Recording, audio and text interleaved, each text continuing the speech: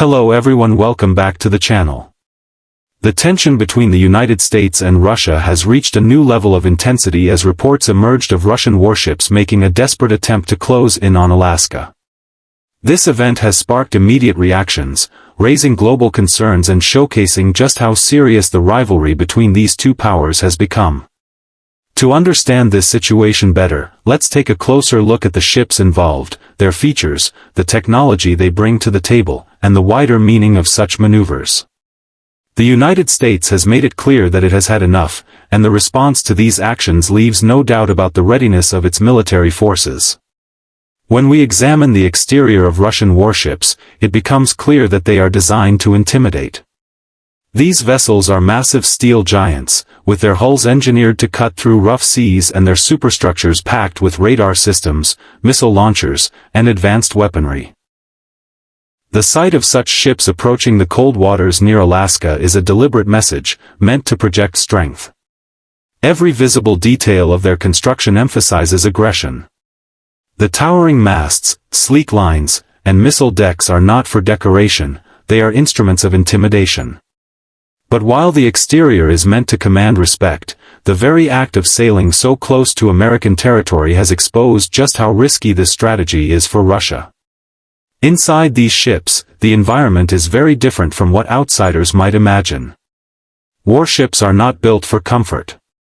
Instead, they are constructed for efficiency, discipline, and non-stop operations. Crews work in tightly packed compartments, often with little room to spare.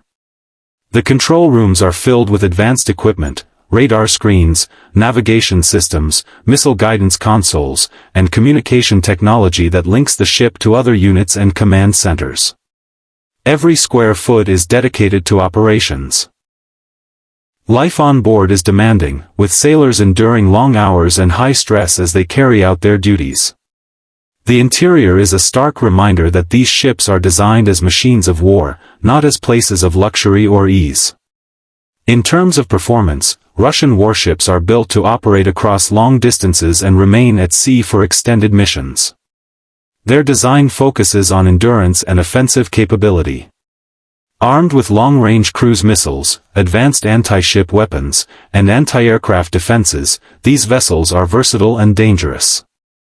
They are capable of striking targets hundreds of miles away, engaging enemy aircraft, and defending themselves from submarines.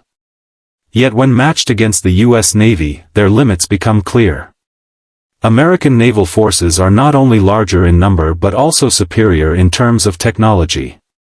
The speed, precision, and communication systems of U.S. ships outclass those of Russia. The interception near Alaska showed this in practice. The U.S. responded swiftly and decisively, underscoring the performance gap between the two militaries. Safety features are another aspect worth considering. Warships are armored to withstand attacks, built with reinforced hulls and protected compartments to survive missile strikes and torpedo hits. They also carry countermeasure systems to deflect or confuse incoming weapons. Russian ships make heavy use of electronic warfare technology, hoping to jam or mislead enemy systems. But modern warfare is not just about physical safety. It is about information dominance. The United States has a vast network of satellites, drones, and reconnaissance systems that monitor every move, giving its navy a powerful defensive advantage. Russian ships might be tough, but they are not invisible, and once detected, they can be tracked and countered with overwhelming precision. What makes these ships stand out are their unique selling points. Russia relies heavily on showcasing raw firepower and projecting defiance through its warships.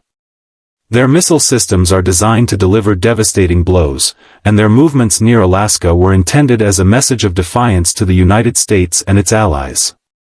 These ships serve as symbols of national pride, a demonstration that Moscow still has the ability to send its navy across distant waters. However, while Russia focuses on symbolic strength, the United States emphasizes technological superiority, alliances, and global presence. The clash of these approaches becomes evident whenever incidents like this occur. Russia wants to be seen as bold and aggressive, while the U.S. demonstrates readiness, precision, and overwhelming capability. Price plays an equally important role in this story. Maintaining and deploying warships is an expensive task. Russia, already under heavy economic strain due to sanctions and internal challenges, faces significant difficulties in keeping its navy active at such levels. Every mission consumes enormous amounts of fuel, logistics, and manpower. Each deployment represents millions of dollars spent, straining a budget already stretched thin. The United States, in contrast, has the largest defense budget in the world.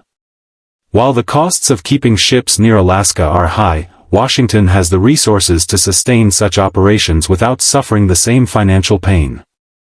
This difference in financial capacity is crucial. Russia can stage symbolic shows of force, but sustaining long-term naval pressure is far more difficult for Moscow than it is for Washington. The consequences of this confrontation are larger than just ships moving through the ocean. The approach of Russian warships toward Alaska is a test of American patience and defense readiness. By intercepting and responding with force, the U.S. made a clear statement: it will not allow foreign powers to threaten its territorial waters or challenge its sovereignty. This incident also sends a message to allies and adversaries alike. For allies, it is reassurance that the U.S. stands ready to defend its territory and by extension the broader security of its partners. For adversaries, it is a warning that provocations will not go unanswered. It is also worth noting that such encounters are part of a larger geopolitical chessboard. Russia is attempting to showcase its power at a time when it faces challenges elsewhere. By sending ships toward Alaska, it signals defiance not only to the U.S. but to the global community. Yet the risk of escalation is always present. A miscalculation at sea could trigger a wider conflict, something neither side desires but must always prepare for. This delicate balance of power is why such incidents attract so much attention. In the end, the situation highlights both strengths and weaknesses. Russian warships might look powerful on the exterior, equipped with dangerous weapons and built for endurance. Their interiors are designed for function, their performance impressive within certain limits, and their safety features robust. Their unique selling point is the ability to project raw military presence even far from home waters. But the price of these actions is steep, both financially and strategically. Against the unmatched capabilities of the United States, these moves are less about actual military advantage and more about political theater. The conclusion is clear. The attempt by Russian warships to close in on Alaska might have been intended to intimidate, but it backfired by revealing the limitations of Moscow's power and the resolve of the United States. The U.S. has demonstrated that its patience is over, its defenses are strong, and its determination to protect its borders is absolute. What began as a bold move by Russia ended up serving as a reminder that American military superiority is still unmatched. This confrontation, while resolved without escalation, will remain a powerful example of how global powers measure strength not only in weapons and ships but also in readiness, resolve, and the ability to act decisively when challenged.